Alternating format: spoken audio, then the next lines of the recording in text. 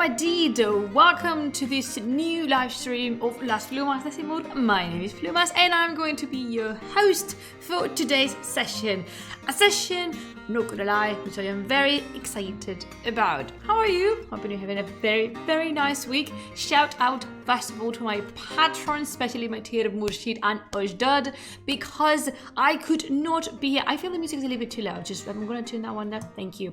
I feel like I could not be here without them. Hello Nikla, hello Naomi, Kuro, Azizam, you're here. Oh my god, it's always such a pleasure seeing Kuro because I know she's a super busy person. The fact that she takes time off to come to listen to my shenanigans is something I value deeply and greatly, because I might have mentioned I'm gonna also tune down the thing. You know, Azizam, hello Eddie, how are you? What's wrong with my lighting? Alright.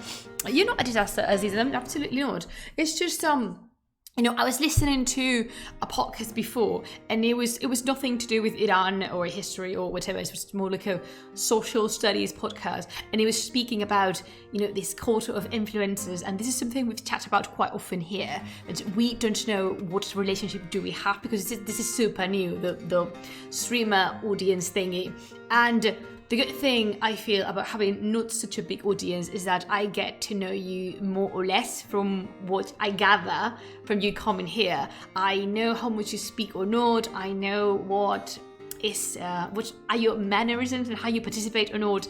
And it's really happy for me. Like I say this seriously and I mean it. I remember every single one of you. I do have a very powerful memory. I'm like an elephant, old and wise, and I retain all this information. It's easy for me to learn names and to attach them to things and to memories. And by the way, my head wet because I took a shower because it's hot. It's really hot where I'm at the minute. And I like seeing you so much. Like seeing people, regular people is always amazing to see. Seeing new people is exciting, and seeing people that I haven't seen for quite a while and then they return to a particular stream, it's just so nice. I don't know if you realize, Naeem June, but the dollar symbol is up again in the. Can you use the command hello? Can someone type command hello for me for a minute? Because for some reason, do you see the dollar symbol? Yes, I do. I'm seeing a dollar symbol in Naeem's salam. Is that normal? Oh, well, it's gone now. It doesn't... It's just my... Is it just my Streamlabs? Or can you also see in the chat? It just happens the first time. Why is that? Hello, Elena. How are you? Why is that? Is this a way of... Is this the stupid way Twitch has to remind me that I'm not making dollars, because I'm definitely not with my regularity and stuff.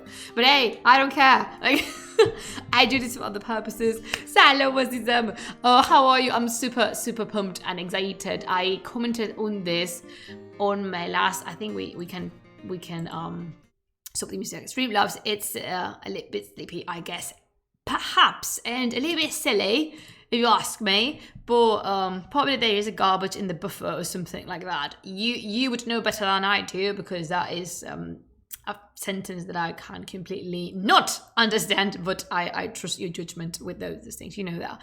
I mentioned this a lot of times, but I'm gonna do that as much as I feel like it, because you know that I had to. Hello, Bertus, hype, because we like the stars. As you know, I kind of stepped down with my Twitch game. Like I really stepped down my Twitch game, and now I don't have 2 streams per week, but 1. And by doing that, I was in a kind of a crossroads mentally, and it happens every stream, does it? See how much attention do I pay to those things? But it's not a dollar symbol. Sometimes it's just the interrogation sign, isn't it? I remember that one. But as I was saying, just taking time off from Twitch has really helped me developing nice sentiments towards it again, because I'm going to be honest with you, I reached the point in Twitch I did not want to do the streams anymore, because I was so forced. I was forcing myself up to do them, and that was not good for me, nor the stream, nor the audience, because you should not force yourself to do something that you do out of pleasure. And having all this time off to prepare. You have no idea how much I read for this stream, how much I thoroughly prepared. I carefully selected the images. I even drew something on one of the images, and you want to be the starring star, but kudos, you're already a star. The comment here illuminating our night sky, so you're good. What was I saying? Oh yeah, that I even drew something on an image. It's just a line, okay, but I had the time to do that petite thing. I really did have the time to dedicate to draw a line because I wanted to signal something in an image, and I had the time and I enjoyed it so much, and I was getting so hyped and so happy because I was thinking, my God, I cannot wait. Whoa, the door closed. I cannot wait to show this to my butcher. And today we're gonna talk about astronomy. I love, oh my God, I love this topic so much. Again, so much to be discussed today. However, we're not covering everything. We're not covering the whole astronomy and astrology shebang in the whole Mesopotamia, because that would be impossible. I think you would agree with me. But welcome to another stream in which we will stargazing. We will be stargazing, and if you've been in this project for a while, you know that we love anything connected with astronomy and astrology, and I am happy to say that my patrons are as fond of these topics as I am. So today we are covering just a little bit of Babylonian astronomy and astrology, because attempting something such as astronomy and astrology in Mesopotamia, that was too much. That was too much even for me, because we have enough information to focus in only one period of time. So why not doing that? Let's do that. By the way, I am drinking tea. Of course, in my Eva mug. Have you seen this film? Have you seen WALL-E? Do you like it? Because Eva is one of my favorite characters, like in the entire existence. I love Eva so much. I really need to say this because I'm so happy. I'm happy that I'm feeling happy and I'm feeling relaxed and ready to do this. I'm so relieved and just WALL-E is a great film. It is, isn't it? I'm just very excited and relieved and proud of myself because I slowed down the rhythm on Twitch. I've been able to focus on this research and simply enjoy it, because I did not know there was so much to learn, and I've learned so much. And tea on the hot weather, as is I am the kind of person that would be drinking tea, as in boiling tea. It doesn't matter if outside is like 0 degrees, 15 below zero, or 52 degrees Celsius. I'm going to be drinking my tea. This is a way of life. I do not expect you to understand it. However, I expect you to respect it because it's my way of life. But so Plumas, it is indeed. Plumas be drinking her tea in the middle of hell. Yes, because that is where I like to have my tea with my beautiful Jinn living in my house. If you don't know what I'm talking about, hi, my name is Plumas, and I have a bloody Jinn living in the clock hanging from my living room wall. I'm not even joking. So yeah, there's a Jinn in my house, and and there's 3 Jinn living in my head as well. I think those, if you follow me on Twitter, you know the 3 Jinn. I think I'm also drinking tea, but it's because I'm sick. Oh, are you putting Nabat in it? Because you know Nabat has magical properties and can heal absolutely everything. I don't know if I've ever explained why the Jinn are 3. Naim June, have I spoken about the Jinn? Like the 3 Jinn, the ones that I call the 3 Jinn. Have I ever mentioned them? And I ask Naim because he's quite regular on my streams and he happens to listen to absolutely everything that I say. So he might remember. I don't think I have. Maybe I do. Oh no, I speak so much. I mean, I have a Twitch channel in which I basically monologue about Iran and Mesopotamia. Oh, that was such a British way of saying Iran. Iran. I'm very grateful for having the property to say Iran as it is, at least how people pronounce it properly. I am getting completely away from the topic. I think only the Jinn, okay, the resident, okay. So very briefly, on Twitter, I speak about them, yes. So basically, I speak 2 languages, and it's quickly turning into 3, which are Spanish, English, and Persian. And sometimes when you speak multiple languages, you can really feel that your brain splits, because you kind of that's the gin tenant in the English rooms. Yes, that one, the one living on the clock. But no, I started joking around, because when I learn Persian, when I study Persian, I do so in English, despite Spanish being my mother tongue, which is really stupid and really funny, because it creates so many loopings and stupid come outs in my brain, because the 3 languages collide. So I like to think as my own brain is divided and run by 3 jinn. One of them speaks Spanish, the other one speaks English, and the third one, the shy one, the timid one, speaks Persian, and it's not fluent in Persian, but he's getting there. And I like having them around in my head, and I joke about how they react to things as I want. I think of it like they're running a tiny office in my brain. Why do I do that? Because I'm a very imaginative person, and I like to have a pinch of something magical in my daily life, which again, I do not expect you to understand, but I expect you to respect. And now, without further ado, we are talking about astronomy and astrology in ancient Babylonia. And first of all, we need a map, because the first thing we're going to be looking at is context. It's, you know, the drill. Remember, it is very important to learn when and where in order to understand properly why. When we speak about Babylonia or the Babylonian Empire, we normally focus in one particular moment in history attached to a ruler that I am sure you are acquainted with, Hammurabi. But the truth is that there was not just one Babylonian Empire, but many, usually revolving around dynasties. We have the Amorite dynasty, that of Hammurabi's, from around 1894 to 1595 before Common Era. And yes, I have all the dates noted down, because I do not memorize. I'm not known for my capability of memorizing dates, and I'm not ashamed of this. And I think I should say that as a doctor in history, in art history and modern languages, I am a doctor, I have a PhD, and I still do not remember dates, and that's okay, because I have tools to help me remember them, like a computer, like a note. It's not required, and does not establish any basis on the quality of your content that you cannot remember what happened.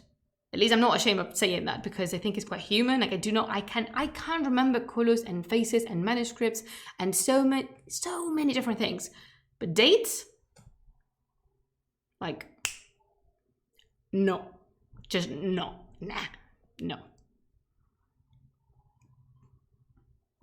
I'm gonna do something. I'm gonna close the door because of the wind is moving, or maybe because now I have another jinn living in my door. I'm gonna be back just like for a second. Oh my goodness gracious.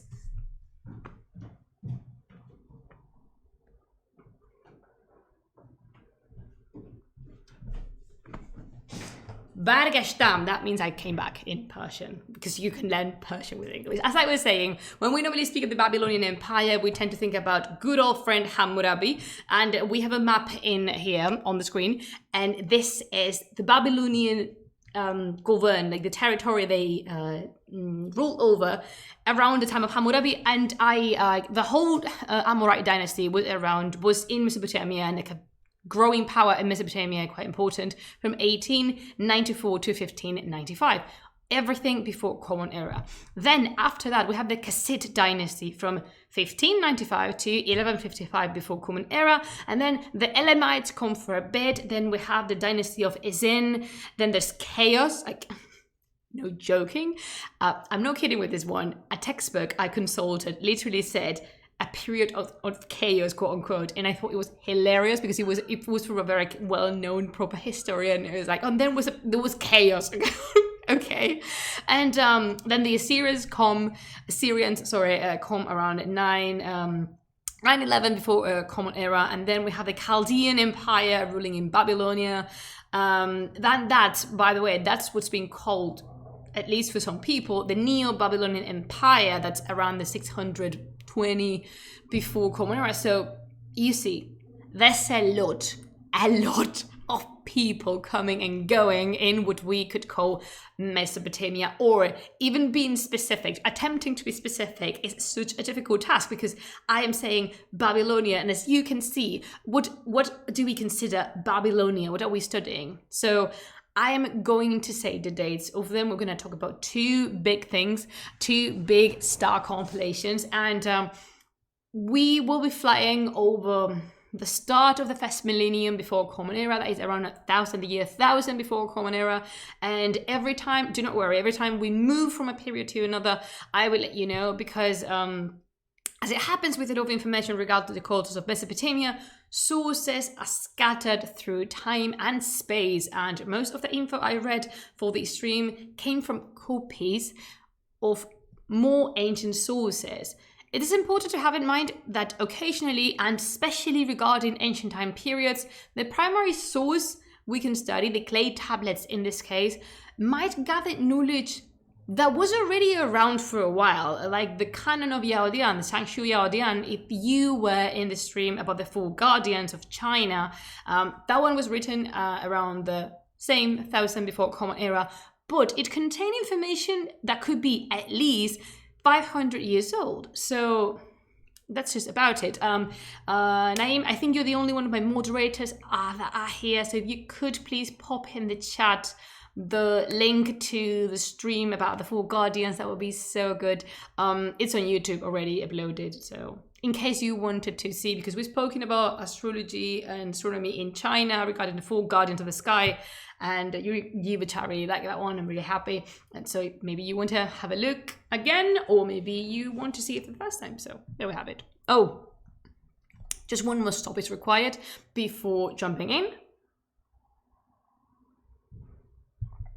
and that is terminology, because listen to me, which are words are important, and as important it is to know how to use them.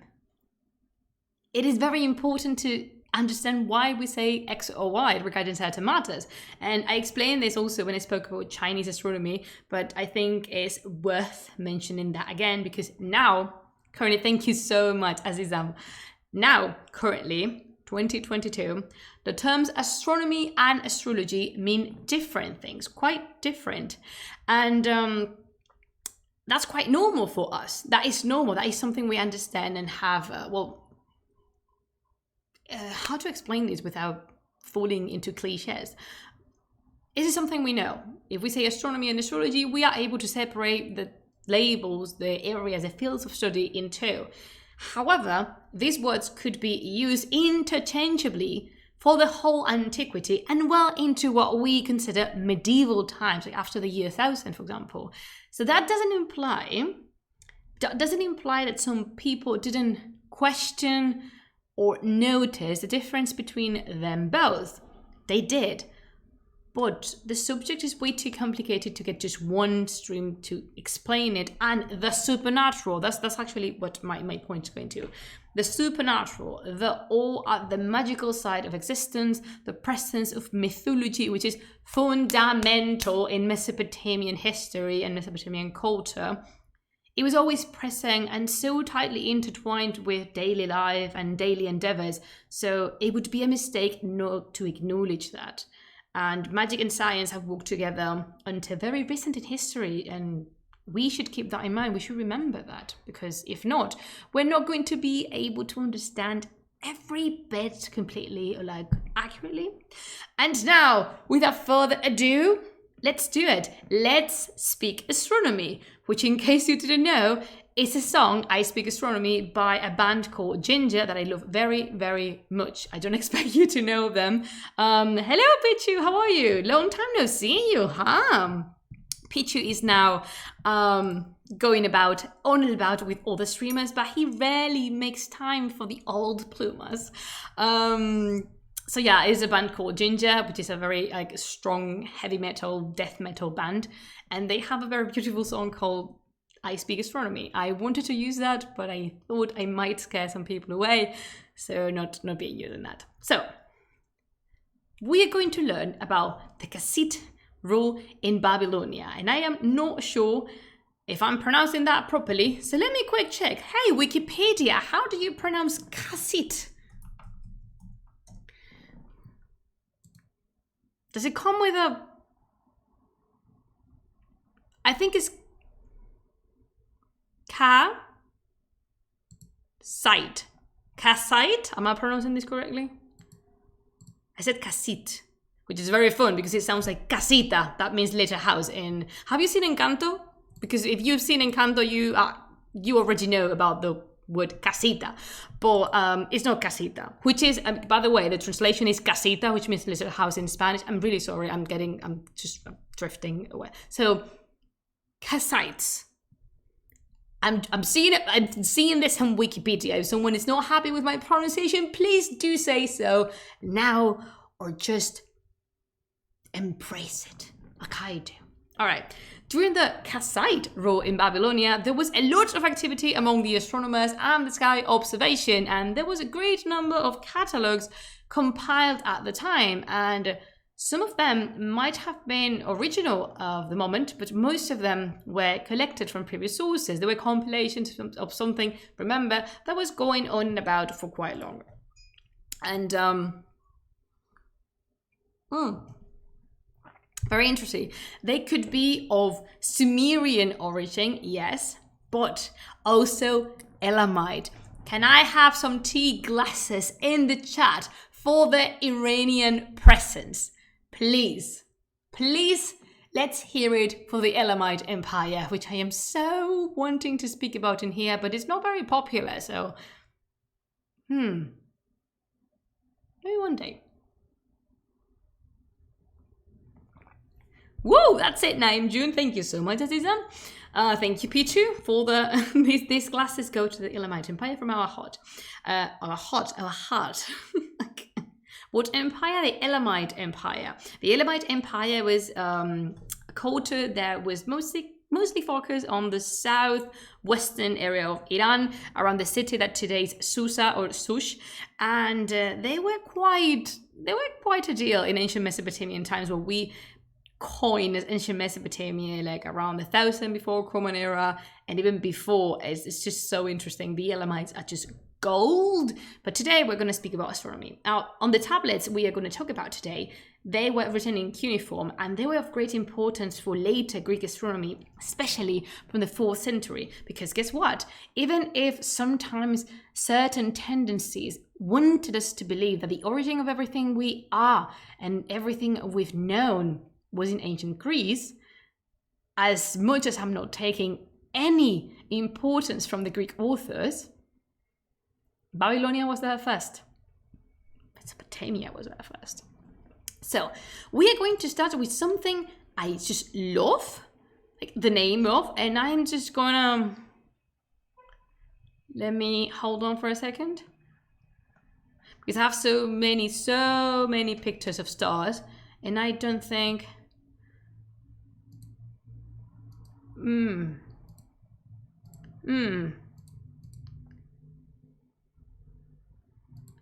yes, this one. Oh, wait, I'm gonna move it because my OCD is kicking hard. There we go. There we have it. We are gonna start with something, a compilation of tablets that we call 3 stars each. They're called like that, like 3 stars each. And they are one of the earliest compendia of star lists, and they date around the 12th century before Common Era. We're talking about 1100 something before Common Era. These tablets explain that the heavens were divided in 3 different parts, each of them belonging to a supreme deity of the Mesopotamian pantheon. Important here, the Mesopotamians, the Babylonians more particularly, they did not understand the world as a sphere. It was not round. It would be rather like a box that had a lid on it that was sort of semi-spherical thingy, but it was more like a box that you could close and open. Salam! Good evening, Dega. So this division of the sky in 3 parts was made in the sky that was visible to them, what they could see. The northern hemisphere, like the upper part of the hemisphere, was the dominion of Enlil, the head of the Sumerian and Akkadian pantheon, and still quite important in Babylonian mythology. That's the see, for example.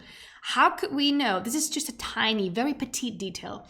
How could we know that these sources, even if they were compiled around the Kassite Empire, how do we know that are gathered from more ancient sources? And the answer is this. Marduk is the head of the pantheon in Babylonia. But when dividing the sky in different sections, they do not give, like in the sources, I mean, you don't find mentions to Marduk. You find mentions to Enlil and other deities that I haven't said yet, which are more ancient deities that we have had a cult prior to this time. And it's a very tiny and a simple example and how these sources contain information that explains and speaks to us, telling, hey, this was not compiled originally at this moment. This is actually a copy from a source that we don't know how long has been around, sitting with us as common knowledge. And I think it's fascinating and I just love it so much. So I was saying, the Northern Hemisphere was a dominion of Enlil, and he was a god of storm and wind. And in case you didn't know about him, then there was the middle area, like the equator, and that belonged to Anu, the primordial deity, the progenitor of all the deities in the pantheon, the Mesopotamian progenitor, the creator of gods and goddesses. And finally, the Southern Hemisphere was a territory of the all-time favorite jackass, Ea or Enki.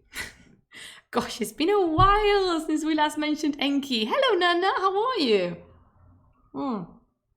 It's been a very long while since we last mentioned Enki over here. That should be sorted out. There was a time in which Enki was in absolutely every single stream, like back in the beginning, the nostalgia. Anyway, the division between these three parts was arranged in a way that the sun, all right, let me rephrase this. The sun spent exactly 3 months in Earth's third of the sky. Each part of the sky contained 12 stars, 3 for each month, and we have a total of 36. Oh, and I found these so I can show you. Hold on for a moment. Here, star or constellation was written using the glyph Mul, which is a sign of Anu, the sky, repeated 3 times. And when we have a star cluster, we use, hold on for it, we use Mul Mul. We have Mul Mul, which is the glyph duplicated. So that means star cluster, and only one of these, the glyph Mul, will be star. I just love it so much. I really like it. I know. Good old Enki, the magnificent trickster. Yeah, the jackass. And I just really like this one. So every single one of these signs is a sign that represents An or Anu, that means sky. 3 of them together mean star or constellation. And then star cluster is 6 of them. And I love it because it's so visual and so clear. I love it. I really like this. And the star list, these sources that I showed you,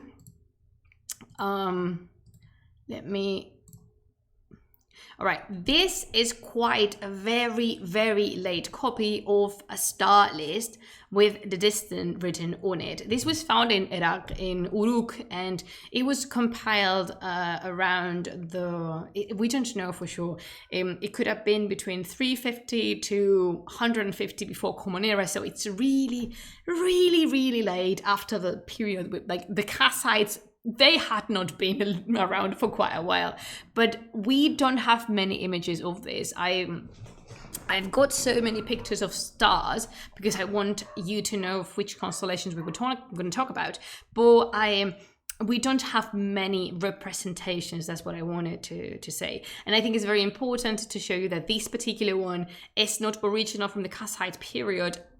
Rather, it's a later compilation, and yeah, you need to have that in mind, because you know what, if I am allowed to have my moment over here, sometimes I do not enjoy what people do when they share publicly stuff on Twitter, Instagram, or whatever. People do not value images that much. They do not identify the images, and they do not say either where they got them from, if there's original pictures of themselves or not. They do not credit the artist or the photographer, and sometimes it's just the same post being repeated over and over and over on Pinterest, on Twitter, on Instagram, and it's just like, guys, as an art historian, don't do that. We need to know the sources of the images, and it would be so bad of me. I want to be a good professional if I was showing this to you, speaking of the Kassite period, and then not telling you that this is not original from the period, because you could think, oh, of course, she's talking about star compilations made in this period of time particularly, and she's showing us a piece of that knowledge. And no, this is not from the period. I'm never, ever gonna do that to you. I think I owe it to you as the professional to do, like, that was my moment, okay? That was my old Plumas yells at cloud moment. Moving on. I love this one. I love this ones. We are going to, this one was, all right, we're going to talk about all the tablets, and the one I'm going to show you now was compiled around 600 before Common Era, and it's currently, I don't know where this one is, because I found this picture in an auction house, and it was sold, so I don't know the owner of this piece, but this one currently is displayed at the British Museum, and this tablet is the Mulipine tablet. It's a copy of a Mulipine tablet, because one of the most important sources to learn about the understanding of the sky in ancient Babylonia are what has been called, I'm just really excited, what has been labeled as Mulipine tablets. This is a given name for a compilation of tablets dated in the 7th century before Common Era, and it is named as such because of the first word on it, which is Mulipine, the plough. What is a plough? Let me show you.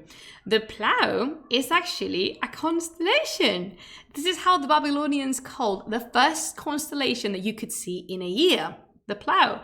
The scholars, and more particularly Felix Gossman and Gennady Kurtik, have identified these stars in the area around, let me show you.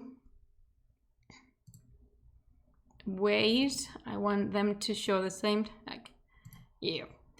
Around the area of Andromeda, Cassiopeia, which are in the, I zoomed the picture so you can see it in them. It should be around the area of Andromeda, Cassiopeia, and then the Triangulum, which is over here. I could not fit the three of them on screen. That's the reason I took some time to get this and mark with the red line the area in which the plough, we think, I mean the scholars think, that the plough could have been located. I don't know if you know much or are fond of the sky. I really like sky observation, but I'm pretty sure you've seen Cassiopeia more than one time, because it's very visible, it's very clear and visible from the northern hemisphere at least. And the Triangulum, maybe you have seen it for sure. Maybe you didn't know it was that, but you've seen the Triangulum, like, yes. And then Andromeda, like at least half of Andromeda, you've seen it too. Anyway, there you have it. This, in this area contained within the red line, is where the plough could have been. And I wanted to also show you something which I'm in love with, which is this reconstruction. It's going to be so tiny, but don't worry, I will post this somewhere. This is a reconstruction of how the Babylonian sky, so to speak, would have looked, made by Professor Suzanne Hoffman. And the plough, it's really little, but it's to the far left. I can't point in here. I just realized that. But it's just to the far, far left. Can you see it? I understand it's difficult. But it's on top of where it says Adaru. Can you see that thing? And on top of Adaru, if you take the middle D and trace a straight line upwards, you have the plow in there. I know it's difficult. I do know it's difficult. So don't worry. I'm gonna post this somewhere. Maybe the blue and white names are the Sodium Constellations. No, the woods in blight in blight. Yes, very good, Plumas. Can you speak English? Not at all. Wait. All right. So the words in white and blue correspond to the months divided in the Babylonian calendar, and I'm in love with this. I'm gonna talk a little bit more about this in a minute, but about this reconstruction, about this reconstruction particularly. But let me just move on at first. The Mulipine Tablets appear to be descendant of the 3 stars each tablet of those lists, but reworked, revisited and reconstructed with more accurate observations, more constellations, and generally speaking, a better understanding of what was going on in the sky above. Something particularly amazing for me, because I've learned so much and my fascination has known no limits with this topic, is that the Babylonians already knew the constellations that signaled the 4 cardinal points of the year. And that for me is mind-blowing, because we are talking about the first millennium before Common Era, but we're not talking about yesterday. And most importantly, the names that we know them by now, they do belong to that time. Allow me to show you. So, first of all, we have the steer of heaven, that is the bull, that is Taurus. Taurus marks the vernal equinox, which is the start of springtime. And I was going to say something about Persepolis and a particular relief on a staircase. But today we're talking about Babylonia, so I shall remain constrained within my Iranian astronomy things. But Taurus is really important for the celebration of Nowruz, for example, and the arrival of the spring. And then, unfortunately, it's not Barmaye, and also you spell Barmaye with a Y, and but you will get there, don't worry. I'm pretty sure you're almost ready to buy your own copy of the Book of King Bertus, and I am proud, I have to say.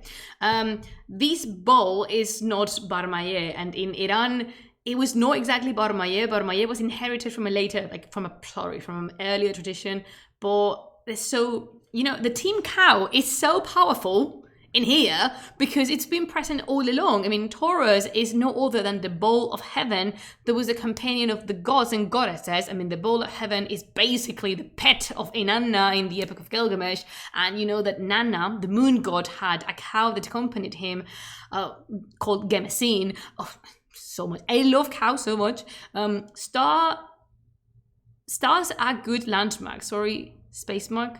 When you don't have all the navigation instrument. Exactly. And these people knew so much. So first we were talking about the vernal equinox, which is Taurus. But then moving on, we have, no surprises in here. We have the lion or Leo. And all right, when I say, you see that I'm calling them by a name and then by another. Team Cow best group since 1000 before Common Era. Yes, let's cheer to that. Please someone post a cheer, because we need to cheer to our Team Cow, the best gang that's been around history from 1000 before Common Era and probably since the very beginning of time. So cheers to my fellow members of the Team Cow. Yes. Oh my god, we need a Team Cow shirt so bad. I'm gonna stop. I'm gonna do it. I'm just gonna do it. Yes.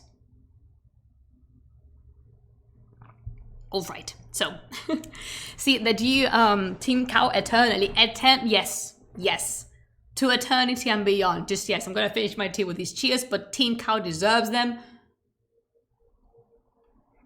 As I was saying, did you realize that I'm calling them by a name and then calling them by the name we use now, as in the steer of heaven is Taurus and the lion, or the winged lion, is Leo. That's because the first name I'm saying is the Babylonian name.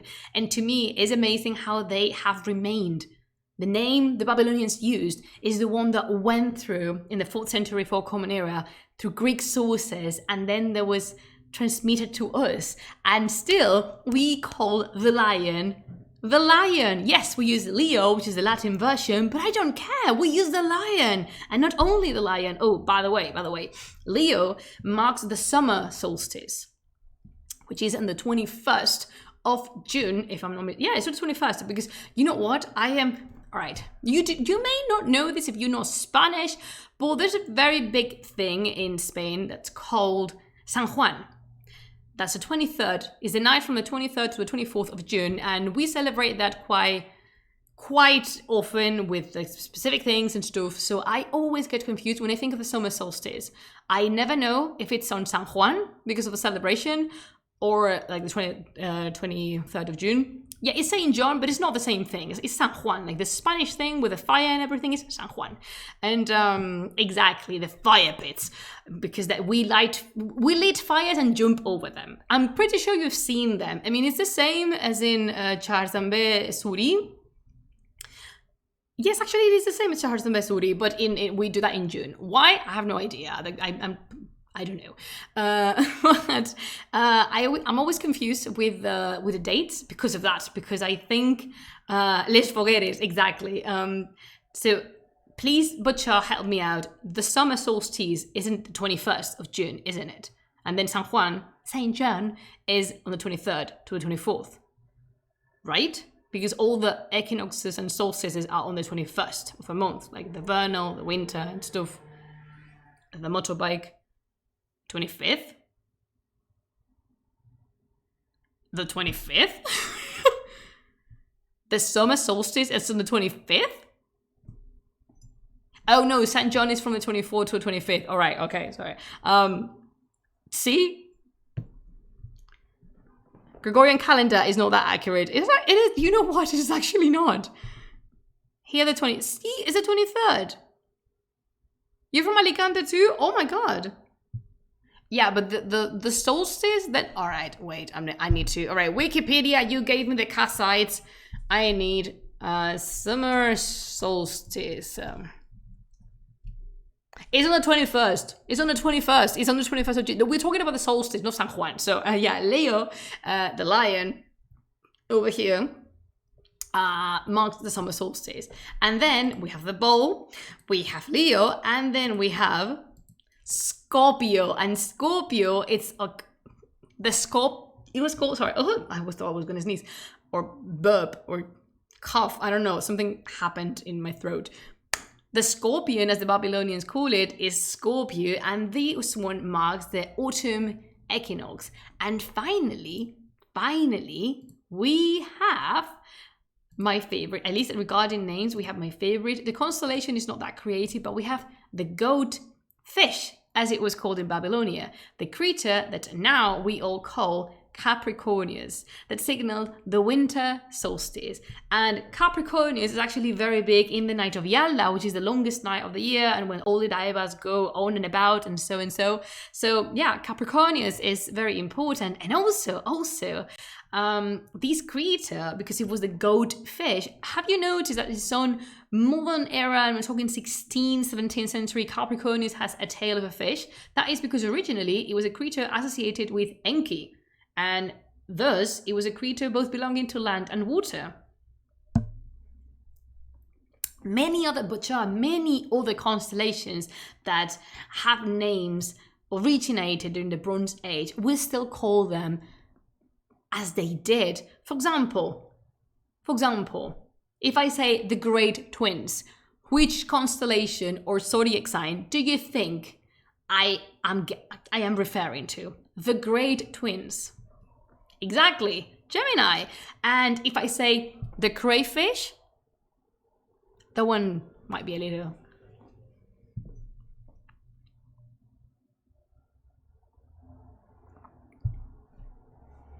Oh, thank you, Naim June. I just saw the information you gave me. Thank you so much. Oh my God, you're so educated and you told me so much. Yes, it's Cancer. Well done, Pichu. But I mean, if you want, and patrons, this goes for you. If you want, we can speak about zodiacs, especially zodiacs in Mesopotamia, Babylonia, and stuff. We can talk about them on, in another time. We are going to go back to the Mulipine Tablets. Because what is it in them? What do they contain? The Mulipine Tablets are two tablets, actually. The first one describes the sky that is static. And this is what in later sources would be called the fixed stars, because there was an understanding that these celestial bodies did not move. Now we know that they do, but this is something so difficult to perceive to the naked eye, and we have to give the Babylonians some credit. Now we know that all planets and stars are moving constantly, but it was so difficult to perceive that from Earth at that time. So they really thought, not only at that time, until very recently in history, it was very, very difficult to just catch a little glimpse of movement in celestial bodies that were very, very far away from Earth. So this is why they're called the fixed stars, because apparently they are always on the same place. And this tablet explains how the stars are related to each other, the distance we have between each other. And this tablet is the reason we can have reconstructions as Susanne Hoffmann's, because the distance between the stars is listed, is written down, so we can do things like that. And I think that's fascinating. And I say we, as I wanted to include myself in part of these very privileged, educated, and hardworking people, but I'm definitely not one of them. And something important is that the stars, the constellations, were normally attributed to different deities within the pantheon. But remember, Anu, Enki, and Enlil were the top ones. Like, those were the... And it's just so much intertwining between deities, mythology, stars, astronomy. I love this so much.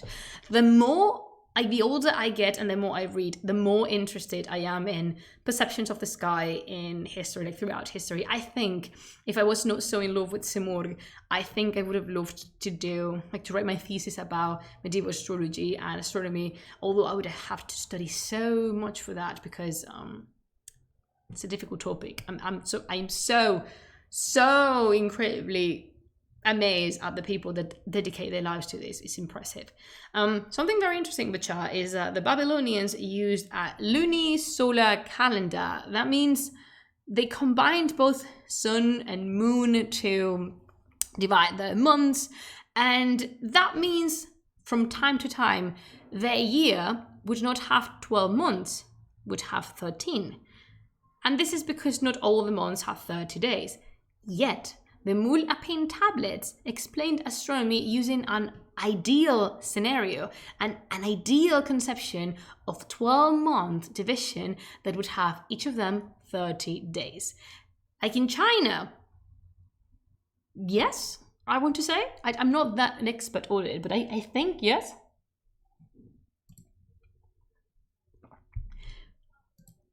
Ooh. Something has moved here. There we go.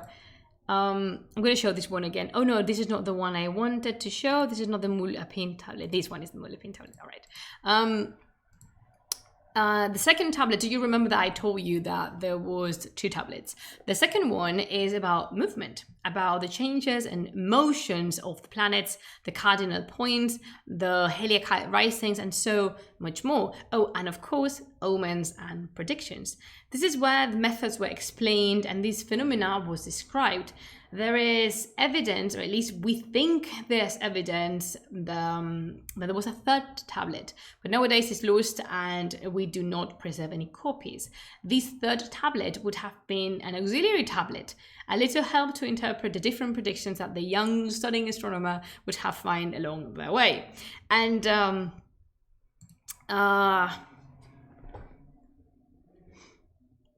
no, I think I want to stick with this image for a while. And even though surprisingly, even though this is knowledge gathered so long ago, it's still very accurate because I'm going to show you, let's just go over the reconstruction of Hoffman again. If you compare these reconstructed Babylonian sky with the sky that we can currently see, some of the constellations are not the ones we look at now, but some of them are very close, or even we can locate and understand why how they would have seen the stars connected between each other. Because now I'm gonna use Taurus because I have it here. In the indication of the sky that we have, and it's been a while, our conception of the constellations comes from Greek sources. That, I said, on the 4th century before Common Era, the Babylonian, the Mesopotamian knowledge came to Greece, and they adapted it and modified it and included their own research and their own discoveries. But mainly the constellations that we name now are the ones that Greek established.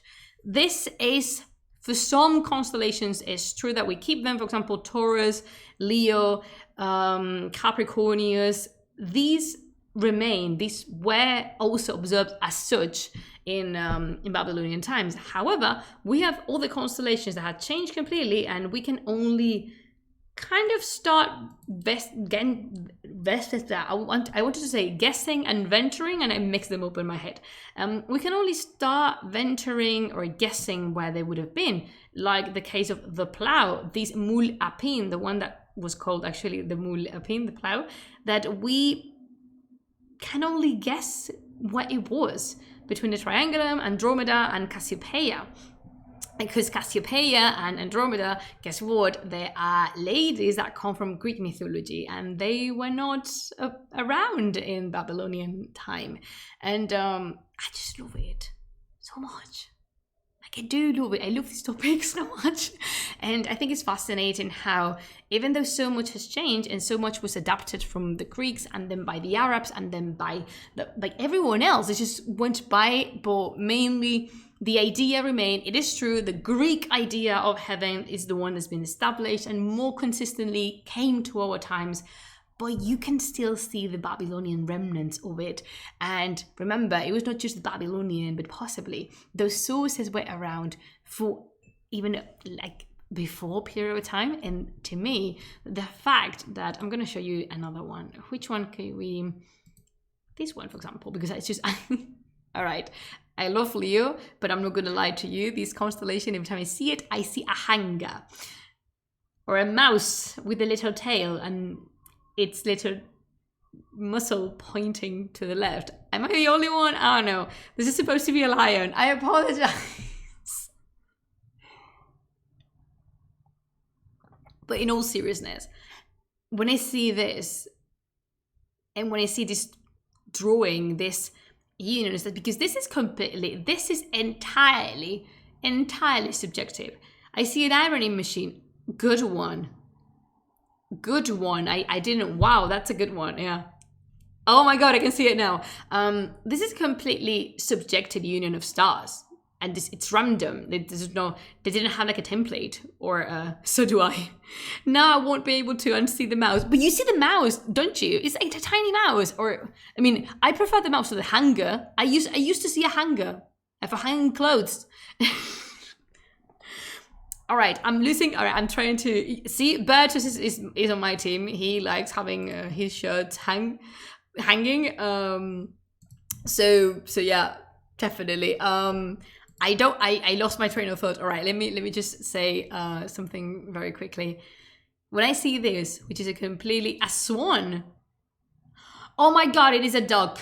Oh my God, this is a duck. It's not Leo, it's a duck. Oh my God, Helena, I'm not gonna be able to not see that. Oh my God, it is a duck.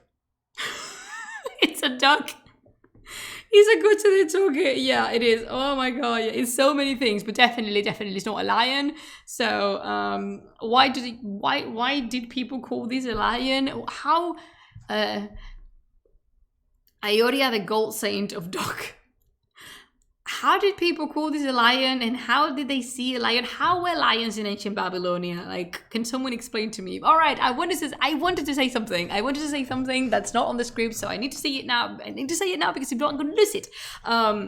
Not lose it myself. Lose the sentence. So, Leo, Taurus, Capricornius, the twins, and so many. That's a good one, Serapis. So many of these constellations, when I look at these completely random selection of stars that someone traced in the sky at some point and decided that this was a constellation, this was a drawing in the sky, a sign of the deities and an evidence of the supernatural or something. They decided to put this one down. They saw it as such, and because of how history has been developed, I am seeing this on the same way as the Babylonians did, because it's been compiled on a list, because it's been passed through cultures, centuries, millennia, and has reached me. And this is an amazing, to me at least, is an amazing evidence on how culture and memory remain. It's so powerful that we are seeing the same exact constellation that the Babylonians saw. To me, it's mind-blowing. To me, it's humbling. To me, it's magnificent. And it really leads me to think that we are going somewhere in history. It's like we're achieving something.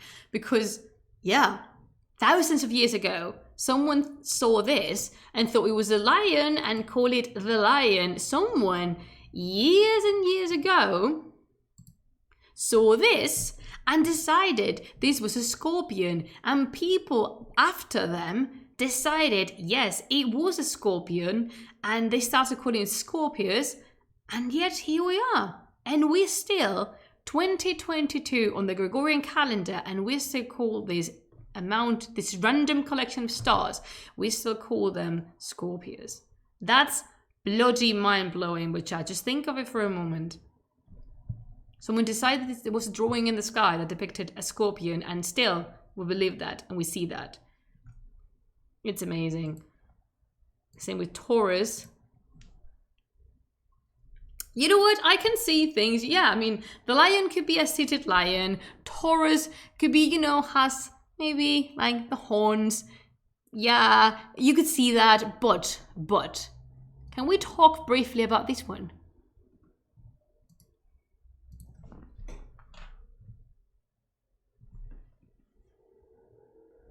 How is this a goat with a fishtail?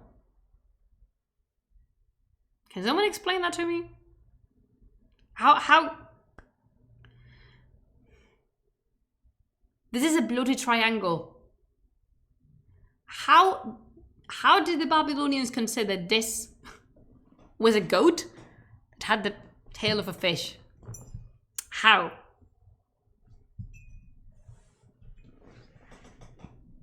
A triangle or an empanada? A slice of pizza. All right, let's see stupid. Let's see stupid things. Hello, LA. Let's see a sail, a folded napkin, the bottom of someone's underwear, the bottom of a bikini. It could be a cone, a crepe. It could be. Oh, have you ever played a tangram? Like these puzzle with these wooden cuts that in like geometrical pieces. It could be the piece of a tangram. This is the mask of an old wet thief. True, like the bandana, the handkerchief that plays like from as a mask from the nose down. And I said the slice of pizza, it's cheese. It's definitely a cuña de queso. It's definitely cheese. And hi Ellie.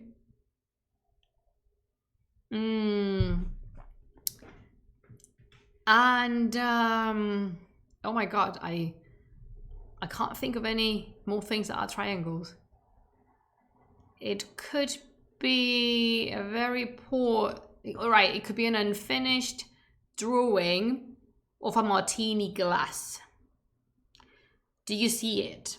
As much as Adorito, I like that. Yeah, it could be a nacho. Yeah. Which sign are you? I'm cheese. I would identify much more with my solar sign if that would be a piece of cheese, like definitely. A shark fin or a dolphin fin, good one. Yeah. And I think that's enough.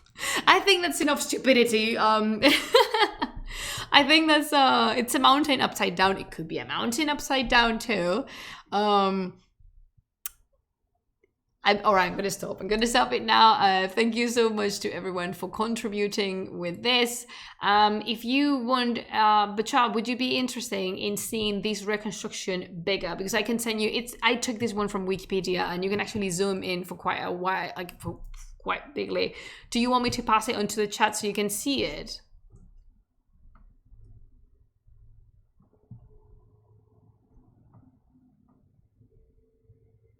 Because you want to zoom in?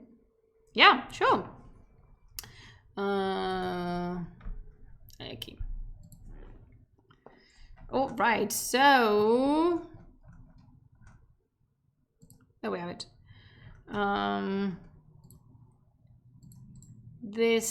There you go. I'm posting it on the chat. There you have it, and if you open that one, you would be able to see the plow better. And of course, if you want to re-watch the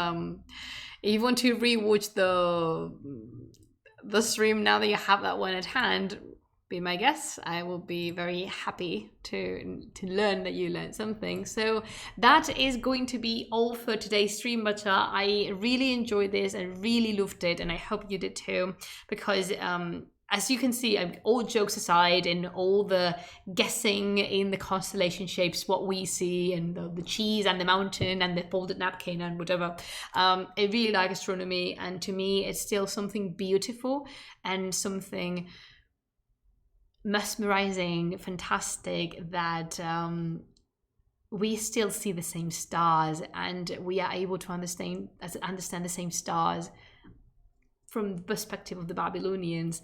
And I don't know how to express it, and it's not a matter of language. I'm pretty sure I wouldn't be able to express it in my own mother tongue, but just think about it for a minute. Like, when you are seeing this, when you're reading about the constellations, some of them used to be like, we are seeing the same sky, we are all under the same sky, and still we are seeing the same drawings and the same things, like the same wishes and ideas and concepts that were projected, like, from the human mind onto the sky. And I don't know, I think that's something tremendously beautiful, if you ask me, at least. I'm a little bit of a soapy person, you know that, but to imagine that we are like this mental image of a sky full of creatures and magical supernatural beings that are still around, I just really like it. I think it's beautiful. We're Orion and Hercules constellation dedicated to Babylonian heroes like Lugalbanda. Oh, okay. I have a list of them compiled in the Mulipine. I can have a quick look for you. Let me see. It's humbling to be a part of that cultural legacy. It definitely is.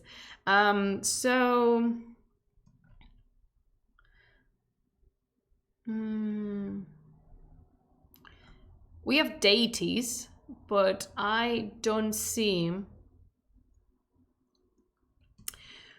There's one that could be Dumuzi, that is Inanna's mythical lover. He was imagined as a shepherd, so that could count as a mythological character. Then we have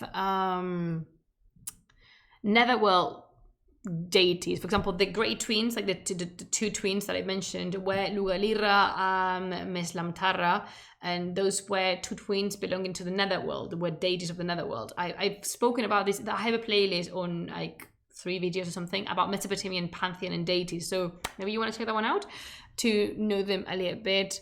But no, mainly they were dedicated to deities and not to heroes, because at least not that I can see. Let me just quickly go. No, I don't see heroes. I see deities, like but no, not here, at least to my knowledge. Since my patrons are super interested in this too, so probably I am going to compile a list of sources and so many books that I've read All right, let's do something, Butcher. I've read so many books on this topic about Babylonian and Mesopotamian astronomy and astrology. Let's do something. If you want this book, they're all in English, by the way. But if you want me to send them to you, just drop me a message throughout Twitter or Instagram. Just leave one email address, and I can forward them to you because I have them. So one of your patrons, I can assure you, is very, very interesting. Thank you. Thank you, Nocerro. I couldn't read it properly. Thank you so much. So yeah, if you don't want to post it here, do not share your email address here. All right, don't do that. It's dangerous. But if you want me to send you these books, just drop me a message, and I can do that for you. Yeah, no biggie. I have them. They share them, that's about time. Then we can wrap this up. And yeah, we can say goodbye at least for now. So thank you, Butcher, so much for coming with me and accompanying me through this journey. I am aware, it's been very subtle and it's been very brief, but I am expecting to cover Babylonian astronomy and maybe Akkadian and Sumerian astronomy on further streams. So thank you so much for spending your part of the afternoon with me. Hi, Kuro. You've been lurking. Sorry, don't be sorry about that. Thank you. I'm really appreciated that you're here. It's been a pleasure as always. Thank you so much, Bacha. Oh, you're so lovely. I hope you have a very, very nice week. And if you want to keep in touch or to keep learning about these things, you can support the project on Patreon, patreon.com/lasplumas. And also you can message me over social media. I am on Twitter, not so much on Instagram, but I am there sometimes. With Fred, Jen, with Fred, Derry. Thank you so much, Bertus. I'm really happy that you enjoyed it. Thank you so much to my patrons again. I wouldn't be there without them. And especially to my Matir Murshid and Matir Ashdad. You guys are the best. And yeah, thank you. So, see you in Alicante. Thank you so much for tuning in with me, and remember to create pizza for Capricorn. Yes, Capricornians for the win. So what was he saying? Yeah, remember to create, remember to explore, and remember to have a lot of fun. Until I see you next time, I bid you Khuda Hafiz.